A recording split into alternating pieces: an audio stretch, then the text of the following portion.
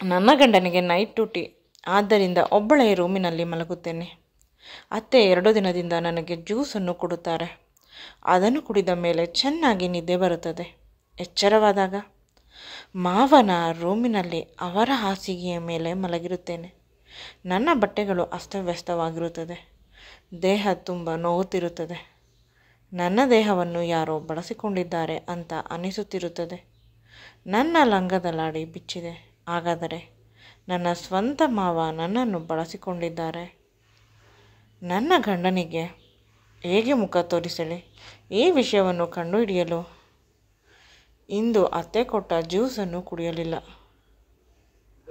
ಆಗ ತಿಳಿದ ವಿಷಯದಿಂದ ನಾನು ಬೆಚ್ಚಿಬಿದ್ದೆ. ಮುಂದೆ ನನ್ನ ಹೆಸರು ಶಿಲ್ಪ. ಅಪ್ಪ ಅಮ್ಮನ ಮುದ್ದಿನ ಮಗಳು. ಆದರೆ ನಾವು ತೀರಾ ಬಡವರು. ಅಮ್ಮ ಮನೆ ಕೆಲಸ ಮಾಡಿ, ಅಪ್ಪ ಯಾವುದೋ ಫ್ಯಾಕ್ಟ್ರಿಯಲ್ಲಿ ಕೂಲಿ ಕೆಲಸ ಮಾಡಿ ನನ್ನನ್ನು ಸಾಕುತ್ತಿರುವುದು. ಬಡತನ ಸಿರಿತನ ಎಲ್ಲವೂ ಅಪ್ಪ ಅಮ್ಮನವರಿಗೆ. ನಾನು ಮಾತ್ರ ತುಂಬ ಚೆನ್ನಾಗಿ ಇದ್ದೇನೆ. ಯಾವುದೇ ರೀತಿಯ ಬಡತನವನ್ನು ನನ್ನವರೆಗೆ ಅಪ್ಪ ಅಮ್ಮ ಕಳಿಸಿಲ್ಲ. ಒಮ್ಮೊಮ್ಮೆ ಅನಿಸುತ್ತದೆ, ನನ್ನ ಗೆಳತಿಯರಿಗಿಂತ ಅಪ್ಪ ಅಮ್ಮ ನನ್ನನ್ನು ಚೆನ್ನಾಗಿ ನೋಡಿಕೊಳ್ಳುತ್ತಾರೆ. ಅವರ ರಕ್ತವನ್ನು ಬಸಿದು ಅವರ ಕಷ್ಟವನ್ನು ತೀರಿಸಲು ನಾನು ಚೆನ್ನಾಗಿ ಓದಬೇಕು. ಅದಕ್ಕಾಗಿ ಹಗಲು ರಾತ್ರಿ ಓದುತ್ತಿದ್ದೇನೆ. ಒಳ್ಳೆಯ ಕೆಲಸಕ್ಕೆ ಹೋಗಿ ಇವರಿಬ್ಬರನ್ನು ಕೆಲಸಕ್ಕೆ ಹೋಗುವುದನ್ನು ಬಿಡಿಸಿಬಿಡಬೇಕು. ನಾನೇ ನನ್ನ ಸಂಪಾದನೆಯಿಂದ ಸಾಕಬೇಕು ಅನ್ನುವ ನಿರ್ಧಾರ ಮಾಡಿದ್ದೇನೆ. ಆದ್ದರಿಂದ ಚೆನ್ನಾಗಿ ಓದುತ್ತಿದ್ದೇನೆ. ಇಂದು ಅಪ್ಪನಿಗಾಗಿ ಊಟವನ್ನು ತೆಗೆದುಕೊಂಡು ಅವರ ಫ್ಯಾಕ್ಟ್ರಿಗೆ ಹೋಗಿದ್ದೆ. ಏಕೆಂದರೆ ಇಂದು ನನಗೆ ರಜಾ ಇತ್ತು. ಅಮ್ಮ ಅಡುಗೆ ಮಾಡುವುದು ಲೇಟ್ ಆಗಿತ್ತು. ಅವಳು ಕೂಡ ಕೆಲಸಕ್ಕೆ ಹೋಗಬೇಕಿತ್ತು. ನೀನು ಕೆಲಸಕ್ಕೆ ಹೋಗು, ನಾನು ಊಟವನ್ನು ಅಪ್ಪನಿಗೆ ಮಾಡಿ ಬಿಸಿ ಬಿಸಿಯಾಗಿ ತೆಗೆದುಕೊಂಡು ಹೋಗುತ್ತೇನೆ ಅಂತ ಅಮ್ಮನಿಗೆ ಸಮಾಧಾನ ಮಾಡಿ ಕಳಿಸಿದೆ. ಊಟದ ಹೊತ್ತಿನಲ್ಲಿ ಅಪ್ಪನನ್ನು ನೋಡಿ ಬೇಸರ ಮಾಡಿಕೊಂಡರು. ಮಗು, ಈ ಬಿಸಿಲಿನಲ್ಲಿ ನೀನು ಹೇಗೆ ಬಂದೆ? ಆರಾಮವಾಗಿ ಮನೆಯಲ್ಲಿ ಇರಬಾರದಾ? ಫ್ಯಾಕ್ಟ್ರಿ ಆ ಕ್ಯಾಂಟೀನ್ನಲ್ಲಿ ಊಟ ಮಾಡಿಕೊಳ್ಳುತ್ತಿದ್ದೆ. ಅಪ್ಪ, ಆ ಊಟ ನಿಮಗೆ ಆಗುವುದಿಲ್ಲ. ಸೋಡಾ ತುಂಬ ಹಾಕಿರುತ್ತಾರೆ. ಆನಂತರ ಆ್ಯಸಿಡಿಟಿ, ನೋವು ಅಂತ ಸಂಕಟ ಪಡುತ್ತೀರಾ. ನಿಮ್ಮ ಸಂಕಟವನ್ನು ನನ್ನ ಕೈಯಲ್ಲಿ ನೋಡಲು ಸಾಧ್ಯವಿಲ್ಲ ಅಂತ ಅಪ್ಪನನ್ನು ಕರೆದುಕೊಂಡು ಬಂದು ಊಟವಿಡುತ್ತಿದ್ದೆ. ಅವರ ಗೆಳೆಯರನ್ನು ಊಟ ಮಾಡಲು ಕರೆದೆ. ಅಪ್ಪನ ಎಲ್ಲ ಗೆಳೆಯರು ನನಗೆ ಗೊತ್ತು. ಅವರಿಗೂ ಕೂಡ ಬಿಸಿ ಬಿಸಿಯಾಗಿ ಊಟ ಮಾಡಿಕೊಂಡು ಬಂದಿದ್ದೆ. ಮಗು, ಮೊದಲೇ ಹೇಳಬೇಕು ಅಲ್ಲವೇ? ನಾವು ಕೂಡ ಊಟವನ್ನು ಮನೆಯಿಂದ ತಂದಿದ್ದೇವೆ ಅಂದರು. ಅಂಕಲ್, ರಾತ್ರಿ ಹೋಗಿ ತಿನ್ನಿ. ಆಂಟಿಗೆ ಫೋನ್ ಮಾಡಿ ಹೇಳಿ ಅಡುಗೆ ಮಾಡಬೇಡ ಅಂತ. ಈಗ ಎಲ್ಲರಿಗೂ ಬಡಿಸಿದೆ. ಅದೇ ಸಮಯದಲ್ಲಿ ನಮ್ಮ ಹೊಸ ಮ್ಯಾನೇಜರ್ ಬಂದು ಯಾವುದೋ ಕೆಲಸವನ್ನು ಮಾಡುತ್ತಿದ್ದರು. ನಾನು ಊಟ ಬಡಿಸುತ್ತಿದ್ದುದು ನೋಡಿ ಅವರು ಬಂದು ವಿಚಾರಿಸಿದಾಗ ರಾಮಯ್ಯನ ಮಗಳ ಅಂತ ನಗುತ್ತಾ ಆಸೆಯ ಕಣ್ಣುಗಳಿಂದ ನನ್ನನ್ನು ನೋಡುತ್ತಿದ್ದರು. ಹುಡುಗ ತುಂಬ ಚಿಕ್ಕವನು, ಅಂದರೆ ಒಂದು 27-28 ವರ್ಷ ವಯಸ್ಸಾಗಿರಬೇಕು ಅಷ್ಟೆ. ನನಗೆ ನಾಚಿಕೆಯಾಗಿ ತಲೆ ಬಗ್ಗಿಸಿದೆ. ಆಗ ಅಪ್ಪ ಅವರಿಗೂ ಕೂಡ ಒಂದು ತಟ್ಟೆಯಲ್ಲಿ ಊಟವನ್ನು ಹಾಕಿಕೊಟ್ಟರು. ಅವರು ಅದನ್ನು ಸವಿಯುತ್ತಾ ಕಳೆದು ಹೋದರು. ಇಷ್ಟು ಚೆನ್ನಾಗಿ ರುಚಿಯಾಗಿರುವ ಊಟವನ್ನು ನಾನು ಎಂದೂ ಮಾಡಿಲ್ಲ ಅಂತ ಮ್ಯಾನೇಜರ್ ಹೇಳಿದಾಗ ಅಪ್ಪ, ಹೌದು ಸರ್, ನನ್ನ ಮಗಳು ನನ್ನ ಹೆಂಡತಿಗಿಂತ ತುಂಬ ಚೆನ್ನಾಗಿ ಅಡುಗೆ ಮಾಡುತ್ತಾಳೆ. ಅನ್ನಪೂರ್ಣೇಶ್ವರಿಯೇ ಅವಳ ಕೈಗಳಲ್ಲಿ ಇದ್ದಾಳೆ ಅಂತ ಹೇಳಿದರು. ಆದರೂ ಕೂಡ ಮ್ಯಾನೇಜರ್ ನನ್ನನ್ನೇ ನೋಡುತ್ತಿದ್ದರು. ಪದೇ ಪದೇ ನಾನು ನೋಟವನ್ನು ಆ ಕಡೆ ಈ ಕಡೆ ಬದಲಾಯಿಸುತ್ತಿದ್ದೆ. ಒಂದು ರೀತಿ ಮುಜುಗರವಾಗುತ್ತಿತ್ತು. ಬೇಗ ಮನೆಗೆ ಬಂದುಬಿಟ್ಟೆ. ಮ್ಯಾನೇಜರ್ ಆ ರೀತಿ ಇಲ್ಲವಾದರೆ ಸಂಜೆಯವರೆಗೂ ಅಲ್ಲೇ ಇರುತ್ತಿದ್ದೆ. ಮನೆಗೆ ಬಂದರೂ ಕೂಡ ಆ ಮ್ಯಾನೇಜರ್ ರವಿ ನೋಡಲು ತುಂಬ ಚೆನ್ನಾಗಿದ್ದಾನೆ, ಒಳ್ಳೆಯ ಕೆಲಸದಲ್ಲಿ ಇದ್ದಾನೆ, ನನಗೆ ತುಂಬ ಇಷ್ಟ ಅವನು ಎಂದರೆ ಅಂತ ಮನಸ್ಸು ಕೂಗಿ ಹೇಳಿದ್ದು ನನಗೆ ಭಯವಾಯಿತು. ಈ ರೀತಿಯ ಆಸೆಯನ್ನು ಇಟ್ಟುಕೊಳ್ಳಬೇಡ, ಇನ್ನೂ 1 ವರ್ಷ ಓದಬೇಕು ಅಂತ ನನ್ನ ಮನಸ್ಸಿಗೆ ಹೇಳಿ ಸುಮ್ಮನಾದೆ. ಆದರೆ ರವಿಯನ್ನು ಮರೆಯಲು ಸಾಧ್ಯವಾಗುತ್ತಿಲ್ಲ. ಇದಾದ ವಾರದ ನಂತರ ಇದ್ದಕ್ಕಿದ್ದಂತೆ ಅಪ್ಪ ಬಂದು ರೆಡಿಯಾಗು, ಮನೆಗೆ ಯಾರೋ ತುಂಬ ಮುಖ್ಯವಾದ ಅತಿಥಿಗಳು ಬರುತ್ತಾರೆ ಅಂತ ಹೇಳಿದರು. ರವಿ ಮತ್ತು ಅವರ ಮನೆಯವರು ನನ್ನನ್ನು ನೋಡಲು ಬರುತ್ತಿದ್ದಾರೆ. ಅಂದರೆ ಹೆಣ್ಣು ನೋಡುವ ಶಾಸ್ತ್ರ. ಪ್ರತಿಯೊಬ್ಬರು ತುಂಬ ಖುಷಿಯಿಂದ ಆನಂದದಿಂದ ಇದ್ದರು. ನಮ್ಮ ಮನೆ ಚಿಕ್ಕದು, ಕೂರಲು ಕೂಡ ಸರಿಯಾದ ಜಾಗವಿಲ್ಲ. ಆದರೂ ಕೂಡ ಎಲ್ಲರೂ ಅಡ್ಜಸ್ಟ್ ಮಾಡಿಕೊಂಡು ತೀರಾ ನಮ್ಮ ಮನೆ ಅನ್ನುವ ರೀತಿ ನನಗೆ ಅವರ ಅಡ್ಜಸ್ಟ್ಮೆಂಟ್ ತುಂಬ ಇಷ್ಟವಾಯಿತು. ಸ್ವಲ್ಪವೂ ಕೂಡ ಬೇಸರ ಮಾಡಿಕೊಂಡಿಲ್ಲ. ರವಿಯ ಮನೆಯವರು ಆಗರ್ಭ ಶ್ರೀಮಂತರಂತೆ. ರವಿ ಕೆಲಸ ಮಾಡಿಲ್ಲವಾದರೂ ಅವರ ಹೊಟ್ಟೆಪಾಡಿಗೆ ಏನೂ ಕಡಿಮೆ ಆಗುವುದಿಲ್ಲವಂತೆ. ಆದರೆ ನಾನು ದುಡಿದು ನನ್ನ ನೆಲೆಯನ್ನು ನಾನೇ ಕಂಡುಕೊಳ್ಳಬೇಕು ಅನ್ನುವ ಸ್ವಾಭಿಮಾನದಿಂದ ಕೆಲಸಕ್ಕೆ ಹೋಗುತ್ತಿರುವುದು. ಬೇಡ ಅನ್ನಲು ಯಾವುದೇ ರೀತಿಯ ವಿಷಯವಿರಲಿಲ್ಲ. ಖುಷಿಯಿಂದ ಒಪ್ಪಿಕೊಳ್ಳಬೇಕು ಅಂತ ಅನಿಸಿತು. ಆದರೆ ಅಪ್ಪ ಅಮ್ಮ ಅವರನ್ನು ಏನು ಮಾಡಲಿ? ರವಿ ಅವರನ್ನು ಪಕ್ಕಕ್ಕೆ ಕರೆದು ಎಲ್ಲ ವಿಷಯವನ್ನು ಹೇಳಿದೆ. ಅಪ್ಪ ಅಮ್ಮನಿಗೆ ನಾನು ಒಬ್ಬಳೆ ಮಗಳು, ಅವರನ್ನು ಸಾಕಬೇಕು. ಮದುವೆ ಅಂತ ಬಂದರೆ ನೀವು ಕೆಲಸಕ್ಕೆ ಕಳಿಸುವುದಿಲ್ಲ ಅಂತ ಅನಿಸುತ್ತದೆ. ಆದ್ದರಿಂದ ಇವರನ್ನು ಹೇಗೆ ಸಾಕಲಿ? ಯಾರು ಹೇಳಿದ್ದು ನೀವು ಕೆಲಸಕ್ಕೆ ಹೋಗಬಾರದು ಅಂತ? ನಿಮ್ಮ ಇಷ್ಟ, ಕೆಲಸಕ್ಕೆ ಹೋಗಬಹುದು. ಕೇವಲ ನಿಮ್ಮ ಸಂಪಾದನೆ ಅಲ್ಲ, ನನ್ನ ಸಂಪಾದನೆಯನ್ನು ಕೂಡ ನಾನು ನಿಮ್ಮ ಅಪ್ಪ ಅಮ್ಮನಿಗೆ ಕೊಡಲು ಸಿದ್ಧ. ಬೇಕಾದರೆ ಯಾವುದಾದರೂ ಕಾಗದ ಪತ್ರ ಬರೆದುಕೊಳ್ಳಿ. ಪ್ರತಿ ತಿಂಗಳು ಅವರ ಅವಶ್ಯಕತೆಯನ್ನು ನಾವೇ ತೀರಿಸೋಣ. ಇದನ್ನು ನೀವು ನನಗೆ ಹೇಳಬೇಕಾ ಅಂತ ನಕ್ಕರು. ಒಂದು ಮನುಷ್ಯ ಎಷ್ಟೊಂದು ಒಳ್ಳೆಯವನು ಆಗಿರಲು ಹೇಗೆ ಸಾಧ್ಯವೇ ಇಲ್ಲ. ಕೇವಲ ರವಿ ಮಾತ್ರ. ಮದುವೆಯನ್ನೂ ಕೂಡ ರವಿ ಅವರ ಮನೆಯವರೇ ಮಾಡಿಕೊಂಡರು. ಅಷ್ಟೇ ಅಲ್ಲ, ರವಿ ಅವರ ಅಪ್ಪ ಅಮ್ಮನಿಗೆ ತಿಳಿಯದಂತೆ ನನಗೂ ಅಪ್ಪ ಅಮ್ಮನಿಗೂ ಒಳ್ಳೆಯ ಬಟ್ಟೆಗಳು, ಒಡವೆಗಳನ್ನು ತೆಗೆದುಕೊಟ್ಟರು. ಮದುವೆಯ ಖರ್ಚಿಗೆ ಬೇಕಾದಷ್ಟು ಹಣವನ್ನು ಕೊಟ್ಟರು. ಅವರ ಕಾಳಜಿಗೆ ನಾನು ಕರಗಿ ಹೋದೆ. ಅವರಿಗೆ ಆಗಲಿ ಅವರ ಮನೆಯವರಿಗೆ ಆಗಲಿ ಸ್ವಲ್ಪ ಕೂಡ ಬೇಸರ ಮಾಡಿ ತೊಂದರೆ ಮಾಡಬಾರದು. ಅವರು ಹೇಗೆ ಹೇಳಿದರೆ ಅದನ್ನು ಹಿಂದೆ ಮುಂದೆ ಯೋಚಿಸದೆ ಅದೇ ರೀತಿ ಅವರು ಹೇಳಿದ ದಾರಿಯಲ್ಲಿ ಹೋಗಬೇಕು ಅನ್ನುವ ನಿಶ್ಚಯ ಮಾಡಿದೆ. ರವಿ ಅವರಿಗಂತೂ ಒಂದೇ ಒಂದು ಕೂದಲು ಕೆಳಗೆ ಬೀಳಬಾರದು, ಅಷ್ಟು ಪ್ರೀತಿಯಿಂದ ನೋಡಿಕೊಳ್ಳಬೇಕು. ನನ್ನ ದೇಹದಲ್ಲಿ ಮನಸ್ಸಿನಲ್ಲಿ ಇರುವ ಸಂಪೂರ್ಣವಾದ ಪ್ರೀತಿಯನ್ನು ಧಾರೆಯಾಗಿ ಅವರ ಮೇಲೆ ಎರೆಯಬೇಕು ಅಂತ ನಿರ್ಧಾರ ಮಾಡಿದೆ. ಅದೇ ರೀತಿ ಆಯಿತು. ಮೊದಲ ರಾತ್ರಿ ನಾನು ನನ್ನದೆಲ್ಲವನ್ನು ಅವರಿಗೆ ಮನಸಾರೆ ಅರ್ಪಿಸಿದೆ. ಆದರೆ ಅವರು ಮಾತ್ರ ನನ್ನನ್ನು ನನಗಿಂತ ಹೆಚ್ಚಿಗೆ ಪ್ರೀತಿಸುತ್ತಾರೆ. ಮೊದಲ ನೋಟದಲ್ಲೇ ನನ್ನ ಮೇಲೆ ಪ್ರೀತಿ ಆಯಿತಂತೆ. ಮೊದಲು ನನ್ನ ಅಪ್ಪ ಕೂಡ ಒಪ್ಪಿಲ್ಲವಂತೆ. ಆದರೆ ಅಪ್ಪನಿಗೆ ತುಂಬ ವಿಶ್ವಾಸವನ್ನು ನೀಡಿ ಮದುವೆ ಮಾಡಿಕೊಂಡಿದ್ದಾರೆ. ರವಿಯ ಭದ್ರವಾದ ಬಲಿಷ್ಠವಾದ ತೋಳುಗಳಲ್ಲಿ ಬಂದಿಯಾಗಲು ಪ್ರತಿ ಕ್ಷಣ ಇಷ್ಟಪಡುವೆ. ನಾನು ಹುಟ್ಟಿ ಬೆಳೆದ ಮನೆ ನನ್ನ ರೂಮಿನಷ್ಟು ಮಾತ್ರ ಇರುವುದು. ರವಿ ಅವರ ಮನೆ ತುಂಬ ಚೆನ್ನಾಗಿದೆ, ತುಂಬ ದೊಡ್ಡದು. ರವಿಯೂ ಕೂಡ ತುಂಬ ದೊಡ್ಡ ಒಳ್ಳೆಯ ಮನಸ್ಸಿರುವ ಮನುಷ್ಯ. ಅವರ ಮನೆಯಲ್ಲಿ ಇರುವ ಅವರ ಅಪ್ಪ ಅಮ್ಮ ತಂಗಿ ತಮ್ಮ ಎಲ್ಲರೂ ತುಂಬ ಒಳ್ಳೆಯವರು. ಎಲ್ಲರೂ ಕೂಡ ನನಗೆ ಗೌರವ ಕೊಡುತ್ತಾರೆ, ನನ್ನನ್ನು ಪ್ರೀತಿಸುತ್ತಾರೆ.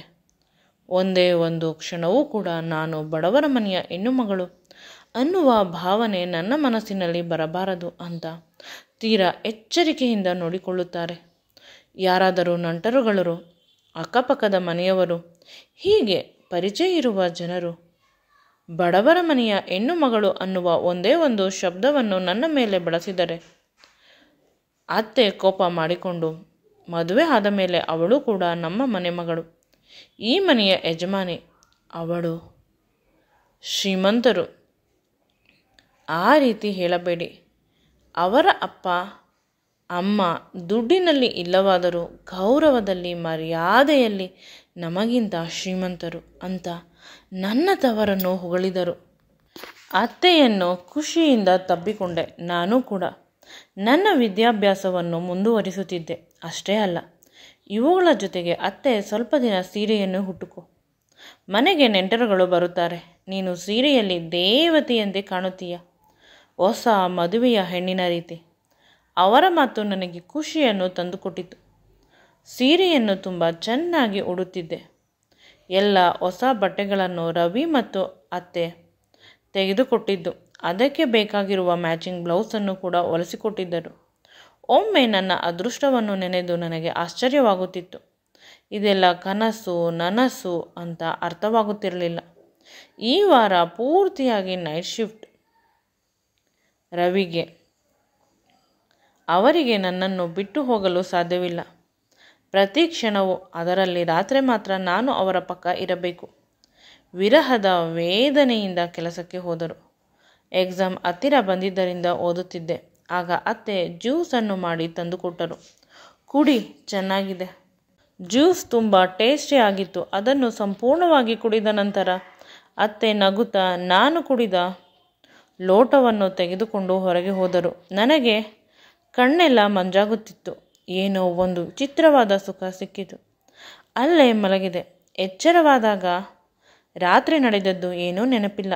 ಎಲ್ಲಕ್ಕಿಂತ ಹೆಚ್ಚಿಗೆ ಆ ರೂಮನ್ನು ನೋಡಿ ನಾನು ಬೆಚ್ಚಿಬಿದ್ದೆ. ಆ ರೂಮು ನನ್ನ ಅತ್ತೆ ಮಾವನವರ ರೂಮು. ಇಲ್ಲಿ ಬಂದು ನಾನು ಏಕೆ ಮಲಗಿದ್ದೇನೆ? ಮಾವ ನನಗೆ ಎಚ್ಚರವಾಗುವುದು ಕೆಲವೇ ಕ್ಷಣಗಳು ಅನ್ನುವಾಗ ನನ್ನ ಪಕ್ಕದಿಂದ ಎದ್ದು ಹೊರಗೆ ಹೋದರು. ನನ್ನ ಬಟ್ಟೆ ಅಸ್ತವ್ಯಸ್ತವಾಗಿದೆ. ದೇಹವೆಲ್ಲ ನೋವು ಲಂಗದಲಾಡಿ ಕಳಚಿದೆ. ಒಂದು ರೀತಿಯ ಹಿಂಸೆ. ನನ್ನ ದೇಹವನ್ನು ಯಾರೋ ಬಳಸಿಕೊಂಡಿದ್ದಾರೆ ಅನ್ನುವ ಭಾವನೆ ಬರುತ್ತಿದೆ. ದೇಹವೆಲ್ಲ ಭಾರ. ಮಾವನ ಮುಖ ನೆನಪಾಗಿ ಭಯವಾಯಿತು. ಏನಾದರೂ ಅವರು ನನ್ನ ಜೊತೆ ಕೆಟ್ಟದಾಗಿ ಮಾಡಿರಬಹುದಾ? ನನ್ನ ಗಂಡ ಬರುವುದರ ಒಳಗೆ ನಾನು ರೂಮಿಗೆ ಓಡಿ ಹೋಗಿ ಚೆನ್ನಾಗಿ ಸ್ನಾನ ಮಾಡಿ 5-6 ಬಾರಿ ಸೋಪನ್ನು ದೇಹದ ಎಲ್ಲ ಭಾಗಗಳಿಗೆ ಹಾಕಿ ಉಜ್ಜಿದೆ. ಏನಾಗಿದೆ ತಿಳಿಯುತ್ತಿಲ್ಲ. ಜೋರಾಗಿ ಅಳುತ್ತಿದ್ದೇನೆ. ಅಕಸ್ಮಾತ್ ನನ್ನ ದೇಹದ ಮೇಲೆ ಯಾರಾದರೂ ಬಲಾತ್ಕಾರ ನಡೆದಿದ್ದರೆ? ಭಯವಾಗಿ ಜ್ವರ ಬಂದು ಮಲಗಿಬಿಟ್ಟೆ. ನನ್ನ ಗಂಡ ಕೆಲಸದಿಂದ ಬಂದವನು ಅವರ ಮನೆಯವರನ್ನು ಚೆನ್ನಾಗಿ ಬೈತಿದ್ದಾನೆ. ಶಿಲ್ಪಾಳಿಗೆ ಸ್ವಲ್ಪವೂ ಹುಷಾರಿಲ್ಲ. ನೀವೆಲ್ಲರೂ ಏನು ಮಾಡುತ್ತಿದ್ದೀರಾ? ನಾನು ಒಂದು ರಾತ್ರಿ ನೈಟ್ ಡ್ಯೂಟಿಗೆ ಹೋಗಿದ್ದಕ್ಕೆ ನನ್ನ ಹೆಂಡತಿಗೆ ಯಾವ ಪರಿಸ್ಥಿತಿ ಬರುವ ರೀತಿ ಮಾಡಿದ್ದೀರಾ ಅಂತ ಚೆನ್ನಾಗಿ ಬೈದ. ನಂತರ ಡಾಕ್ಟರನ್ನು ಕರೆಸಿ ಪರೀಕ್ಷೆ ಮಾಡಿದಾಗ ಡಾಕ್ಟರ್ ಒಂದೇ ಮಾತು ಹೇಳಿದ್ದು, ಇವರು ಏನನ್ನು ನೋಡಿ ಭಯಪಟ್ಟುಕೊಂಡಿದ್ದಾರೆ, ಅದಕ್ಕೆ ಈ ರೀತಿ ಅಂತ. ರವಿಯ ಕೈಯನ್ನು ಗಟ್ಟಿಯಾಗಿ ಹಿಡಿದುಕೊಂಡೆ. ಅವರು ನನಗೆ ಸಮಾಧಾನ ಮಾಡಿದರು. ಆದರೆ ನೈಟ್ ಡ್ಯೂಟಿಗೆ ಹೋಗಲೇಬೇಕಿತ್ತು. ಇನ್ನೊಬ್ಬ ಸ್ಟಾಫ್ ರಜೆ ತೆಗೆದುಕೊಂಡು ಬಿಟ್ಟಿದ್ದರು. ಇವರು ಇದ್ದಿದ್ದು ಒಬ್ಬರೇ. ಯಾವುದೇ ಮಾರ್ಗವಿರಲಿಲ್ಲ. ನನ್ನ ಜೊತೆ ಇರಲು ಅತ್ತೆಗೆ ಹೇಳಿ ಮೊದಲು ಹುಷಾರು ಅಂತ ಪದೇ ಪದೇ ಹೇಳಿದರು. ಕೆಲಸಕ್ಕೆ ಹೋದ ಮೇಲೂ ಕೂಡ ಫೋನ್ ಮಾಡುತ್ತಿದ್ದರು ನನ್ನ ಆರೋಗ್ಯವನ್ನು ವಿಚಾರಿಸಲು. ಇಂದು ಕೂಡ ಅತ್ತೆ ನಿನ್ನೆ ಕೊಟ್ಟಿದ್ದ ಜ್ಯೂಸನ್ನು ಕೊಟ್ಟರು. ಅದು ತುಂಬ ರುಚಿಯಾಗಿ ಇದ್ದಿದ್ದರಿಂದ ಕುಡಿದು ಬಿಟ್ಟೆ. ಅಷ್ಟೇ ನನಗೆ ನೆನಪಿರುವುದು. ಪುನಃ ಬೆಳಿಗ್ಗೆ ಎಚ್ಚರವಾದಾಗ ತಲೆ ಭಾರವಾಗಿತ್ತು. ಅದೇ ರೀತಿ ಮೈಯೆಲ್ಲ ನೋವುತ್ತಿದೆ. ಮುಟ್ಟಿದರೆ ಒಂದು ರೀತಿ ಬಿಸಿ ಅನುಭವ. ನನ್ನ ಲಂಗದ ಲಾಡಿಯನ್ನು ಯಾರೋ ತೆಗೆದಿದ್ದಾರೆ. ಪುನಃ ರೂಮನ್ನು ನೋಡಿದರೆ ಇನ್ನೂ ಭಯವಾಯಿತು. ನನ್ನ ಅತ್ತೆ ಮಾವ ಅವರ ಬೆಡ್ರೂಮಿನಲ್ಲಿ ನಾನು ಇದ್ದೇನೆ. ಈ ಯೋಚನೆಗಳ ಮಧ್ಯೆ ಮಾವ ರೂಮಿಗೆ ಬಂದು ನನ್ನನ್ನು ನೋಡಿ ತೀರಾ ಕೆಟ್ಟದಾಗಿ ನಕ್ಕ. ನನಗೆ ಈಗ ನಿಜವಾಗಲೂ ಸತ್ಯ ಅಂತ ಅನಿಸಲು ಶುರುವಾಯಿತು. ನನ್ನ ಜೊತೆ ತೀರಾ ಕೆಟ್ಟದಾಗಿ ನಡೆದಿದೆ ಅಂತ. ಇನ್ನು ಆ ಮನುಷ್ಯ ಏನಾದರೂ ಮಾಡಿಬಿಡುತ್ತಾನೆ ಅಲ್ಲೇ ಇದ್ದರೆ ಅಂತ ನನ್ನ ದೇಹದ ಎಲ್ಲ ಶಕ್ತಿಯನ್ನು ಬಳಸಿ ಹೊರಗೆ ಬಂದೆ.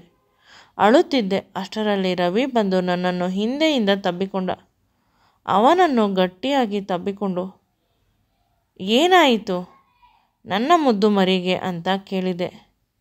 ರೀ ಅದು ಅಂತ ಸತ್ಯ ಹೇಳಲು ಹೋದೆ. ಅಷ್ಟರಲ್ಲಿ ಅತ್ತೆ ಬಂದು ಮಾತನ್ನು ಬದಲಾಯಿಸಿದರು. ಇಂದು ಕೆಲಸಕ್ಕೆ ಹೋಗಬೇಡಿ ಎಂದು ತುಂಬ ಕೇಳಿಕೊಂಡೆ. ಆದರೆ ಅತ್ತೆ ಮಾವ ಅವರನ್ನು ಬಣ್ಣದ ಮಾತುಗಳನ್ನು ಆಡಿ ಕೆಲಸಕ್ಕೆ ಕಳುಹಿಸಿದರು.